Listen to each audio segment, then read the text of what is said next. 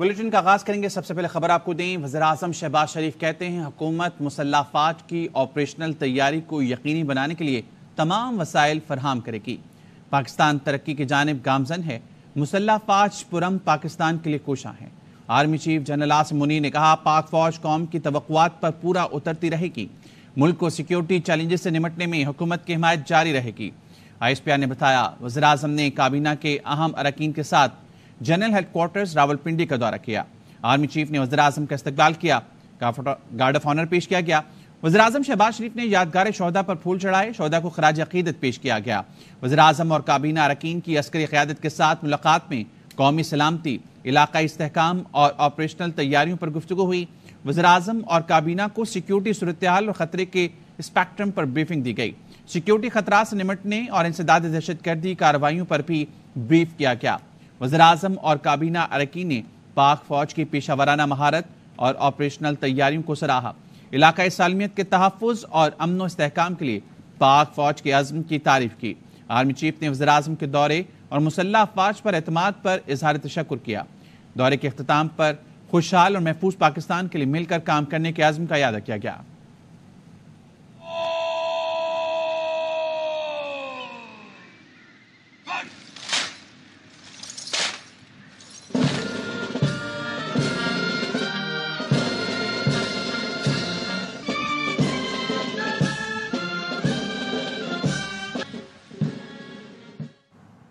वज़ीर-ए-आज़म शहबाज शरीफ से अमरीकी सफ़ीर डोनाल्ड ब्लूम ने मुलाकात की। शहबाज शरीफ ने दो तरफा तिजारत, दिफा, मौसमियाती तब्दीलियों के शोबों में मुस्बत रफ्तार बरकरार रखने की जरूरत पर जोर दिया। मुलाकात में गजा बहर अहमर की सूरत हाल पर बातचीत की गई। वज़ीर-ए-आज़म ने कहा, हुकूमत मईशत मुस्तहकम करने पर तवज्जो देगी, सरमायाकारों को राग़िब करने के लिए मैक्रो इकॉनमिक इस्लाहात पर तवज्जो देंगे। शहबाज शरीफ ने SIFC के किरदार पर रोशनी डालते हुए कहा, ये कौंसल गैर मुल्की सरमायाकारी को तेज करने के लिए कायम की गई। वज़ीर-ए-आज़म ने मुलाकात में डॉक्टर आफिया सिद्दीकी का मामला भी पुरजोर तरीके से उठाया। अमरीकी सफ़ीर ने कहा, अमरीका पाकिस्तान को अहम पार्टनर समझता है, ताल्लुकात इस्तवार करने के लिए मिलकर काम करने की उम्मीद रखते हैं।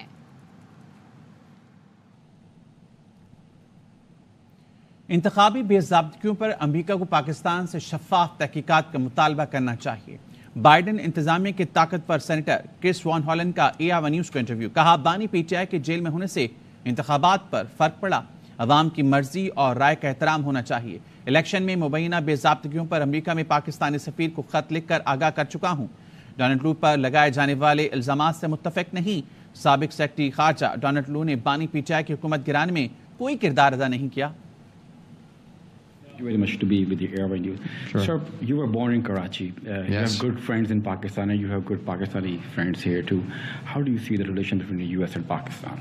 Well, we have very close relations between the United States and Pakistan, and I'm one that wants to make them stronger. It is very important that as we build close relations, we can have honest disagreements and that we can point out things that are concerning. I mean, if you have a strong relationship, you should be able to air your differences, which is why I expressed my concerns about reported irregularities in the last election in my letter to the Pakistani ambassador here in Washington. There are so many concerns raised by your colleagues and many other independent observers about the fairness of elections in Pakistan. The most popular leader was not able to contest the election, even his party. So what concerns you have about these elections in Pakistan? Well, I expressed my concerns because I think there were irregularities leading up to the election and then at least reported irregularities during the election. So I do think the United States government really needs to make very clear that we expect a full and independent investigation into those irregularities because people need to have confidence that their voices are in fact reflected in the ballot box. And so given all the concerns that I and others have expressed, I think it's important that the United States continue to push for that kind of transparency. So Imran Khan is in the jail. His supporters, his voters say this all fabricated cases just like a political victimization of a great leader, and you know Imran Khan very well. So what do you think about this? Well, this is exactly why I expressed my concerns, both in terms of how all the issues taking place up to the elections, but also during the elections. But again, this is why the United States should call for and an investigation of irregularities, because the bottom line is the need to respect the will of the people. Imran Khan, people still saying that Donald Lu is the one who threatened his government in March 2022, and he's going to be testifying in the congressional, I think it's on 20th of March, and he got threats from the members of Imran Khan's party.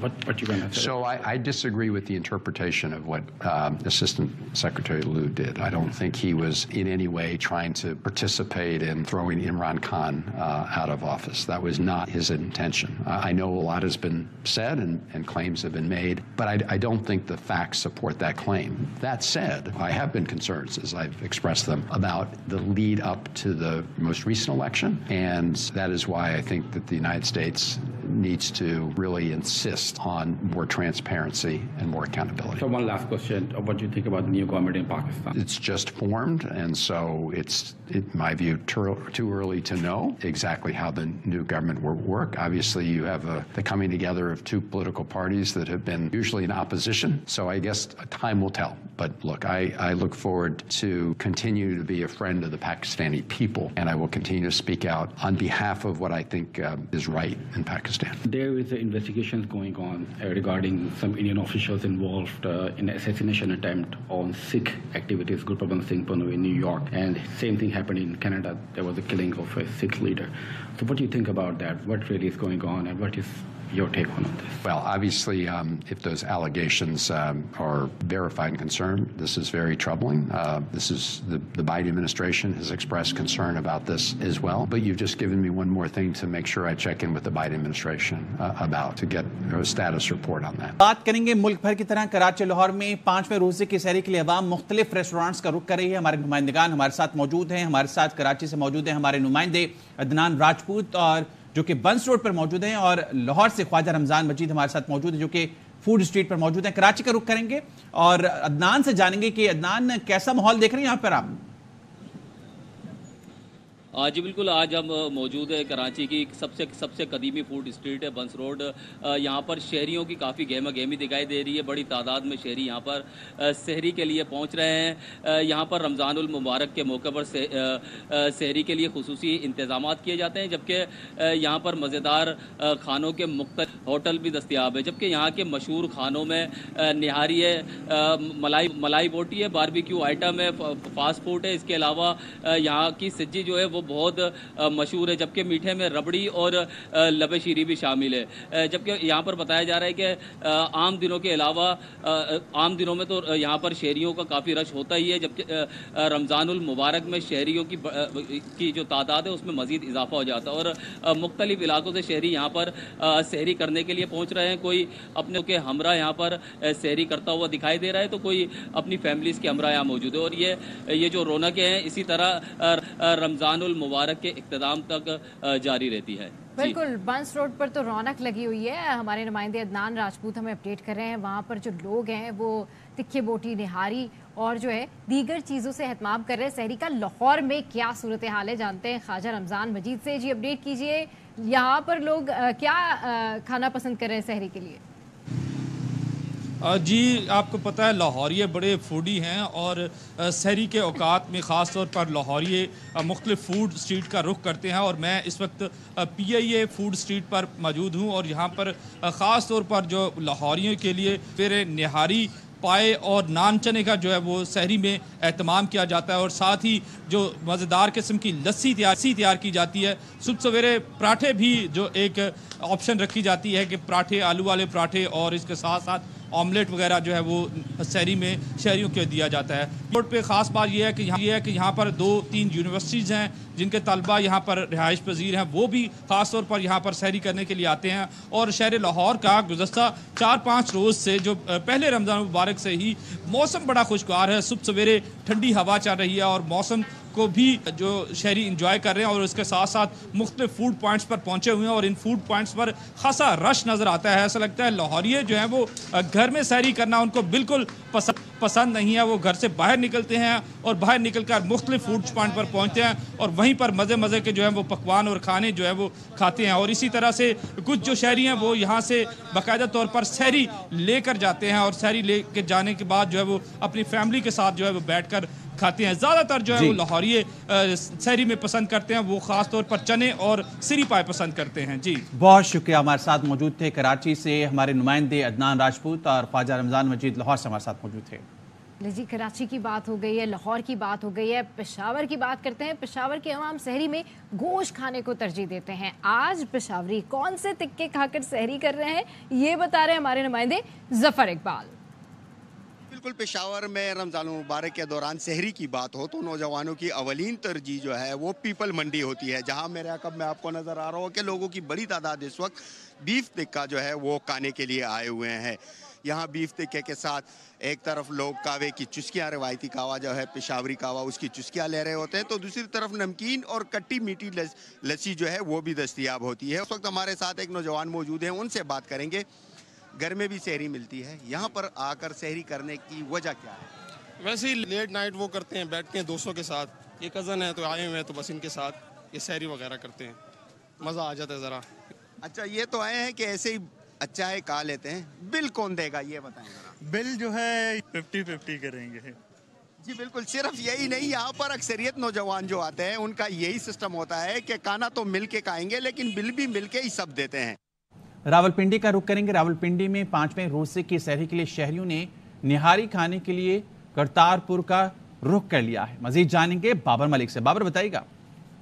Rawalpindi की मशहूर Kartarpura food street में मौजूद हूँ, जो काला खान निहारी के नाम से मशहूर है और इसी की वजह से यहाँ पे फूड स्ट्रीट में रौनकें लगी हुई हैं। अभी तकरीबन सहरी के वक्त लोग जो है कोशिश कर रहे हैं, कुछ यहाँ पे खा रहे हैं, कुछ साथ लेके जा रहे हैं। यहाँ पे दूर दराज रावलपिंडी, इस्लामाबाद समेत दूर दराज के इलाकों से लोग निहारी खाने आते हैं। आप कहाँ से आए? हम रेंज रोड से आए हैं। ये आज हम फर्स्ट टाइम आए हैं इधर, हमारा फर्स्ट एक्सपीरियंस था। आ गया काफ़ी, लेकिन हमें टाइम लगा। अभी भी वो ले रहे हैं, हमने पहले खुद इधर। आपका नंबर आ गया? जी आ गया। खैर, आपका नंबर आया? जी आ गया, बस आ गया। लोग सहरी के लिए यहाँ आ रहे हैं, जोक दर जोक सहरी कर रहे हैं और रोज़ा रख रहे हैं। जी, गुजरावाला के शहरी रमज़ानुल मुबारक में सहरी के लिए फूड स्ट्रीट्स का रुख करते हैं, जहां पर वो रिवायती खानों से लुत्फ अंदोज होते हैं। मज़ीद तफसीलात जानते हैं गुजरावाला में गुलाम फरीद से। जी अपडेट कीजिए। मौजूद हूँ गुजरावाला की फूड स्ट्रीट में। इस वक्त सहरी का वक्त है और यहाँ पर जो शहरी हैं वो सहरी करने फूड स्ट्रीट पहुँच गए हैं। हम इनसे बात करते हैं कि सहरी में वो क्या खा रहे हैं। जी, हम इस वक्त चने कोफ्ते वगैरह खाने आए हैं। हमारी सहरी पहलवानी सहरी होती है। ये खाने के बाद हमने इंशाल्लाह हलवा पूरी खानी है, उसके बाद लस्सी भी पीनी है। का शहर है और यहाँ की सहरी काफ़ी मशहूर होती है। यहाँ के पाए बहुत मशहूर हैं और चने, अंडा, कोफ्ते। अभी इसके बाद हमने हलवा पूरी वाली साइड पे जाना है, वो बम्बे स्वीट के खाएंगे इंशाल्लाह ताला, फिर सहरी ख़त्म होगी। जी, जिस तरह आपने सुना कि यहाँ पर जो शहरी हैं वो सहरी में मसरूफ़ हैं। यहाँ चने हैं, कोफ्ते और ताज़े नान है, इसके अलावा जो लस्सी है उससे ये रोज़ा रख रहे हैं और इसके बाद उनका कहना है कि ये लवाज़मात पूरे करने के बाद वो अभी जो है वो हलवा पूरी भी खाएंगे। जी, मुल्तान का रुख करेंगे। मुल्तान में शहरी लस्सी, मक्खन, अचार और पराठों के साथ देसी सहरी करने में मसरूफ़ हैं। इस बारे में बताएंगे हमारे नुमाइंदे दानियाल इकबाल। आज मैं जहां मौजूद हूं वो मुल्तान का मोहल्ला रेवाड़ी है, जो अपने नाश्ते की वजह से मशहूर है, मगर रमज़ान शरीफ में सहरी के औकात का कार तक जो है ये नाश्ता पॉइंट्स जो हैं वो खुले रहते हैं और लोग यहां सहरी करने आते हैं। मेरे साथ कुछ शहरी मौजूद हैं, उनसे हम जान लेते हैं। फैमिली के साथ आए हैं तो यहाँ पे माशाल्लाह सारी चीज़ें अच्छी होती है। चने होते हैं और लस्सी होती है, अचार होता है, मक्खन होता है, कई यानी कि वो चीज़ें होती है। तो यही कहना है कि यहाँ जो सहरी का जायका है वो अपने जायके के एतबार से सबसे मुनफरिद है, जिसकी वजह से वो घरों से बाहर निकलते हैं और अपनी जो सहरी है वो रेस्टोरेंट्स पर करने आते हैं। जी, फैसलाबाद में हलीम और हलवे के साथ इज्तिमाई सहरी की दावत का एहतमाम किया गया है, जहां हजारों अफराद इस वक्त सहरी कर रहे हैं, जिसका अहवाल बता रहे हैं वहां मौजूद हमारे नुमाइंदे कमरुज़्ज़मा। जी अपडेट कीजिए।